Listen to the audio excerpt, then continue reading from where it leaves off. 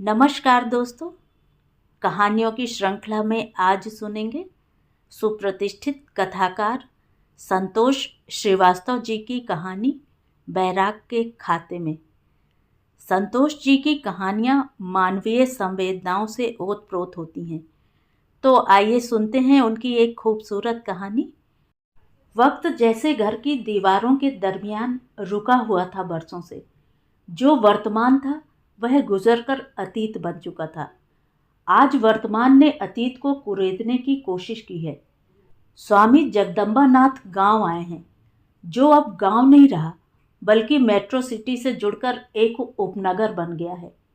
लेकिन मालती के लिए वह अब भी गांव है और स्वामी जगदम्बानाथ केवल जगदम्बा। स्वामी जगदम्बानाथ गांव आए हैं। मालती की सखी द्वारा दी गई खबर ने मालती के घर के कोने कोने को यह बात जतला दी है।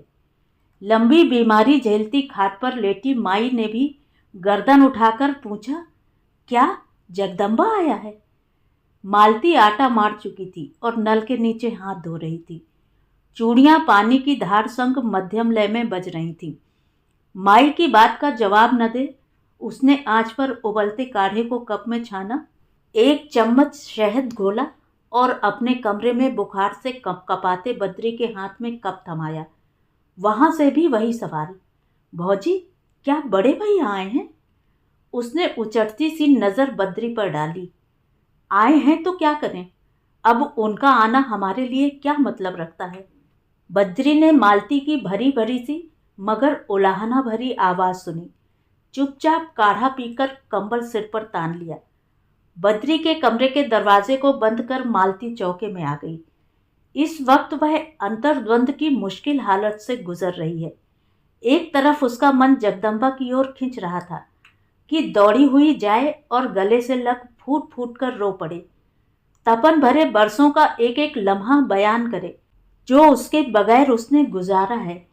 तमाम उठते सवालों को उड़ेल दे उसके सामने और पूछे कि क्यों किया ऐसा।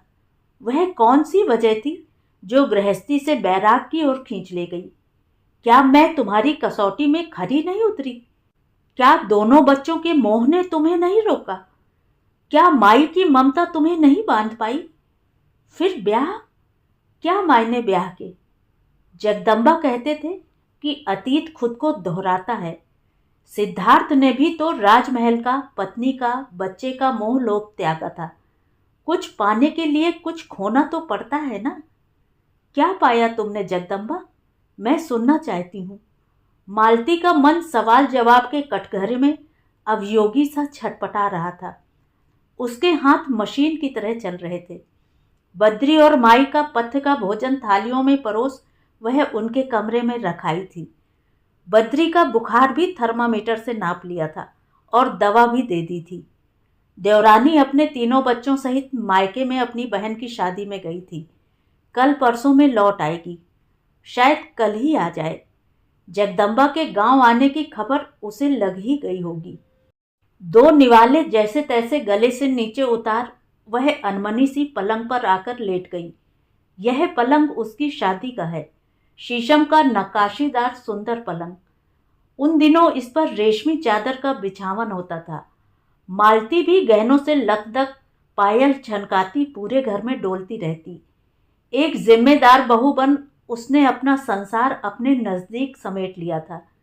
वे दिन थे जब हर सांस रोमानियत के सदके थी, जब हर लम्हा प्यार की खुशबू से लवरेज था।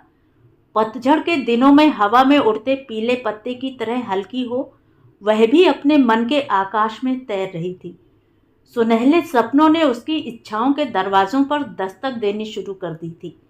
लेकिन जगदम्बा इस सब में लिप्त नहीं हो पाया। उसके शब्दों में, कामों में, एहसासों में कहीं मालती न थी। कहीं घर के प्रति कोई फर्ज न था।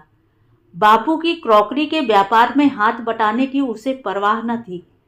बद्री और इंदर जगदम्बा से छोटे होने के बावजूद अपने फर्ज बखूबी निभा रहे थे। फिर एक दिन इंदर को जाने क्या सूझी, ऐलान कर दिया कि वह फौज में जाएगा। घर में बवाल मच गया। बापू ने अन्न त्याग की धमकी दी थी। माई भी समझा समझा कर हार गई थी। पर इंदर पर तो जैसे जुनून ही चढ़ गया था। जिस दिन उसका फौज में चुनाव हुआ और वह ट्रेनिंग के लिए जाने लगा, बापू ने हथियार डाल दिए। ठीक है बेटा, जाओ, सदा देश का नाम रोशन करो। मैंने अपना एक बेटा देश को दिया, देश के प्रति फर्ज निभाया। माई मंदिर से लौटी थी।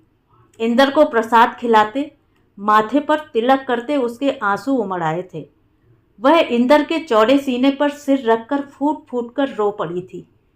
उस रात घर में ऐसा सन्नाटा पसरा था कि जुगनुओं के पंखों की किरकिर आवाज भी साफ सुनाई दे रही थी। मालती गर्भवती थी और जगदम्बा गंगोत्री गोमुख की गुफाओं में साधुओं की संगत के सपनों में डूबा था। मालती का मन तड़प रहा था कि काश जगदम्बा उसे बाहों में भरकर बाप बनने की खुशी प्रकट करे, उसके पेट पर कान लगाकर अपने होने वाले बच्चे की धड़कनें सुने, उसे उपहारों से लाद दे।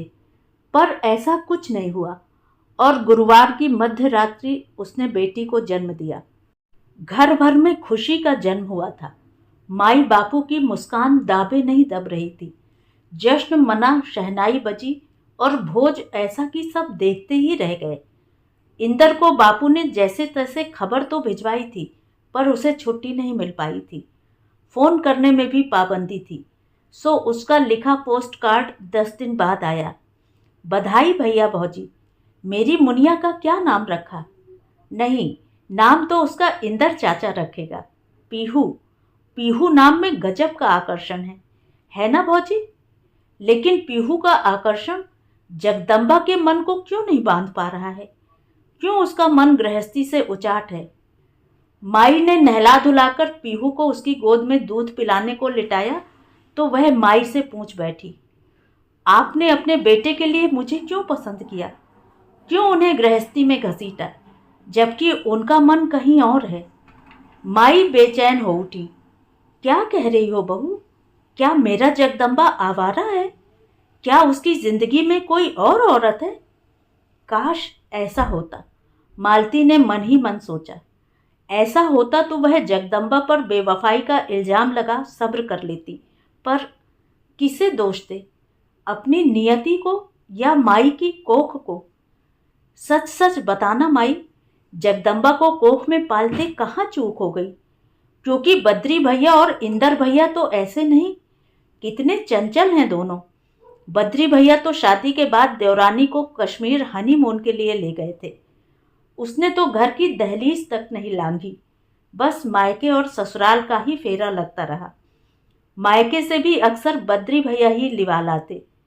मालती के भाई बहनों के जीजा को छेड़ने के मंसूबे धरे के धरे रह जाते।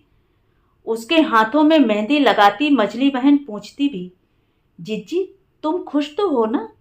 वह बनावटी मुस्कुराहट चेहरे पर ले आती। हाँ में सिर हिलाती।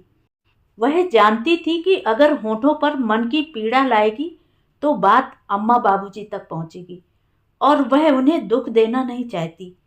औरत की यही तो त्रासदी है, जब्त की इंतहा है वह। जरा सा कुरेदो तो उसके मन की पीड़ा के परनाले फूट पड़ेंगे। मालती अपने भीतर उन सारे सवालों को टटोल कर एक तरफ रखती जाती है, जिनके जवाब सिर्फ जगदम्बा दे सकता है। पर जगदम्बा औरत की देह तो चाहता है, बाकी सब बैराग के खाते में। बस इसी एक सवाल का जवाब उसे चाहिए, ताकि देह से मन का सफर कांटों भरा न हो। पर जगदम्बा के मन के दरवाजों की बारीक झिर्रियों से वह झांके भी तो कैसे? दरवाजे भीतर से बंद, सख्त और मुश्किल थे, और उन्हें बाहर से अंदर की ओर खोलना था। जगदम्बा के व्यक्तित्व को समझना बहुत उलझाव भरा, रहस्यमय और पेचीदा काम था। वह अपनी झील सी गहरी आंखों, खूबसूरत मुखड़े, बहुत ही मुलायम मीठी आवाज के बावजूद जगह क्यों नहीं बना पा रही थी उसके मन में। दस्तक दे देकर थक चुकी थी वह उन बंद दरवाजों पे। न जाने मेनका ने विश्वामित्र का तप कैसे भंग किया होगा। जिस दिन संजय का जन्म हुआ, जगदम्बा घर पर नहीं था, बल्कि वह तो सारी रात बाहर ही रहा। माई बापू परेशान, घर के नौकर रजुआ को ढूंढने भेजा। अनिष्ट की आशंका से मालती का चेहरा पीला नजर आ रहा था।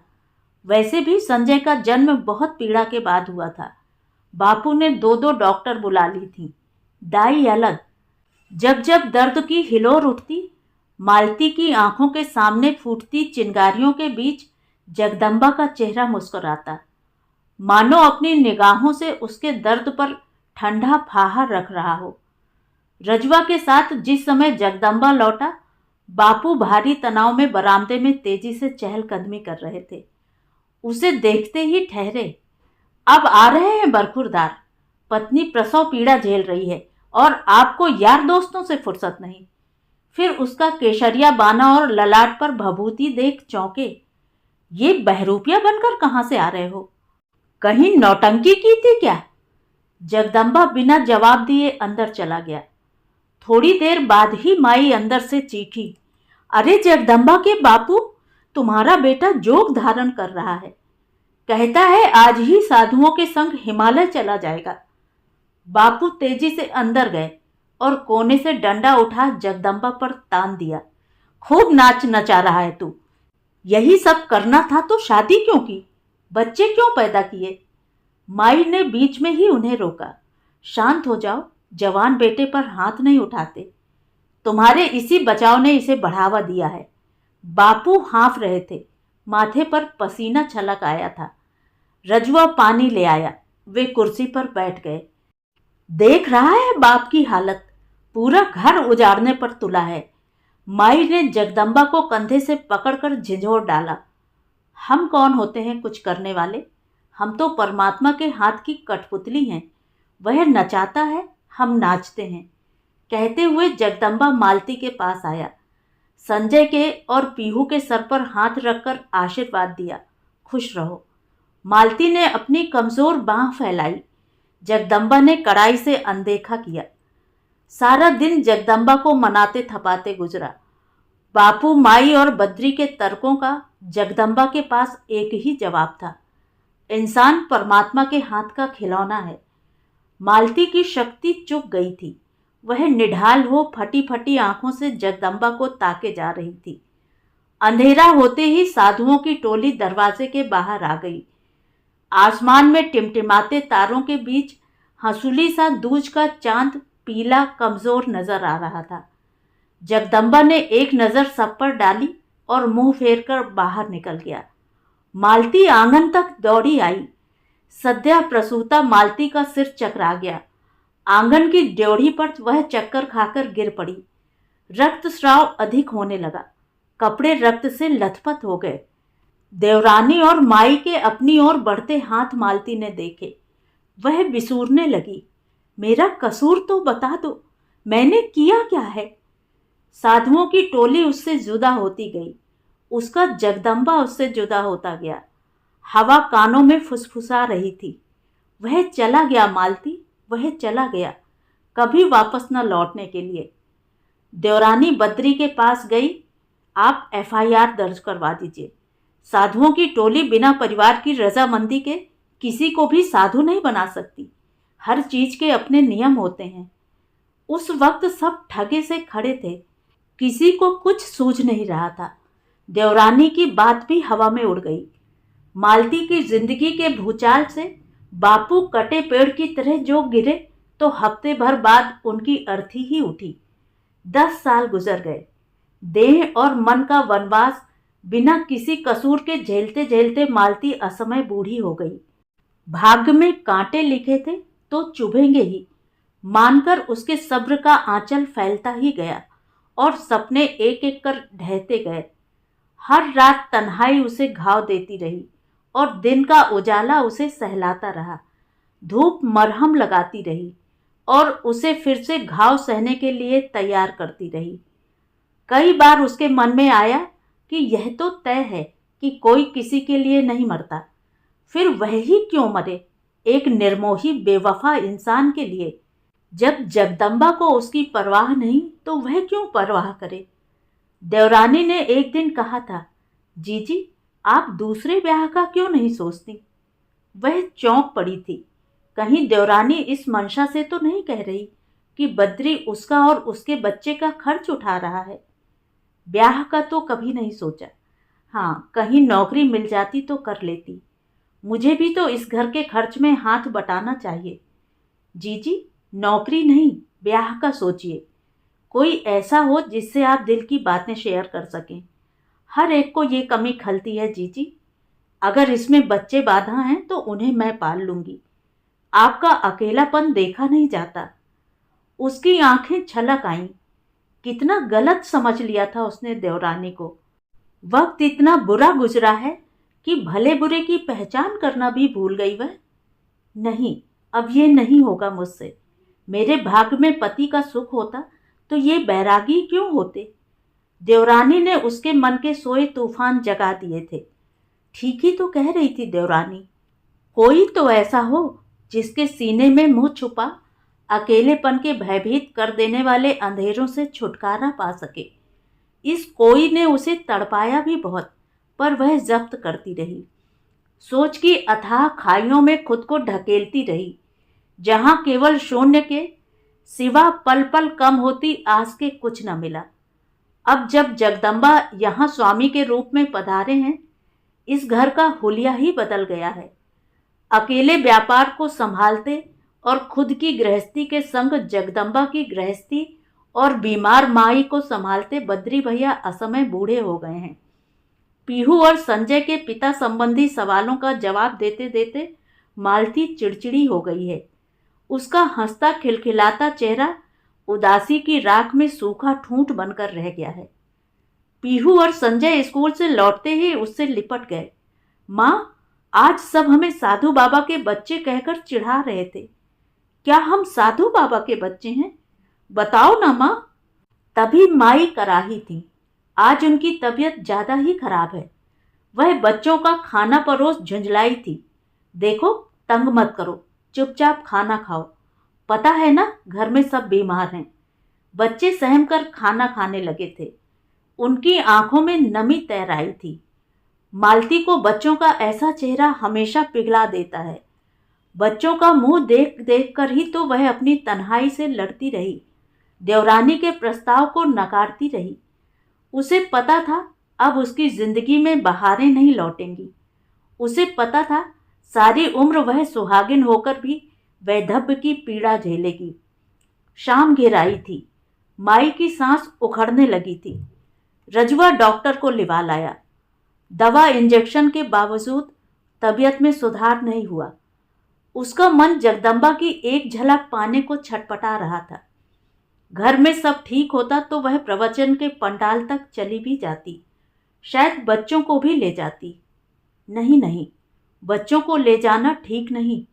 वहां जुटी भीड़ उन्हें तंग कर सकती है। कि देखो अपने साधु पिता को, जब इतने सालों से पिता के कर्तव्य भी उसी ने निभाए तो आगे भी निभा लेगी। आखिर क्या फायदा है बताने का। सुबह 4 बजे माई ने आखिरी सांस ली, मानो वे जगदम्बा के लौट आने की प्रतीक्षा कर रही थी। क्या पता दिन भर तड़पी भी हो उसे देखने को। घर में मृत्यु का सन्नाटा पसर चुका था। मृत्यु का, या बेटों के वियोग में तिल तिल मरी माई के अंत का, या मालती के सूने जीवन का, या पिता के रहते बिना पिता के जीते बच्चों की लाचारी का। सूरज निकलते ही अड़ोस पड़ोस में भी खबर फैल गई कि माई नहीं रही। खबर जगदम्बा तक भी पहुंची। दोपहर को जब माई को शमशान ले गए तो जगदम्बा भी शमशान की ओर चल पड़ा। चिता को मुखाग्नि देने के लिए बद्री के हाथ में मशाल थमाई गई। जगदम्बा थोड़ा नजदीक गया। बद्री ने देखा तो मशाल उसकी ओर बढ़ा दी। भैया लीजिए, ये हक आपका है। सहसा भीड़ को चीरते हुए पड़ोस के बुजुर्ग काका चीखे, खबरदार जो मशाल को हाथ लगाया। बद्री, मुखाग्नि तू ही देगा। तू सबसे बड़ा जोगी है। इस कायर भगोड़े ने ये हक खो दिया। अपनी जिम्मेदारियों को निभाने से बढ़कर न कोई धर्म है न तप। जगदम्बा सन्न रह गया। 10 साल का तप, वैराग्य उसे मुट्ठी में दबी रेत सा फिसलता नजर आया। वह माई की चिता के पास घुटनों के बल बैठ फूट फूट कर रो पड़ा। तो ये थी कहानी। कहानी आपको कैसी लगी कमेंट करके ज़रूर बताएं। और अगर मेरे द्वारा सुनाई हुई कहानियाँ आपको अच्छी लगती हैं और आप मेरे चैनल पर पहली बार आए हैं तो चैनल को सब्सक्राइब ज़रूर करें, लाइक करें और अपने दोस्तों और परिचितों में शेयर भी करें। बेल आइकन दबाना बिल्कुल भी ना भूलें। धन्यवाद।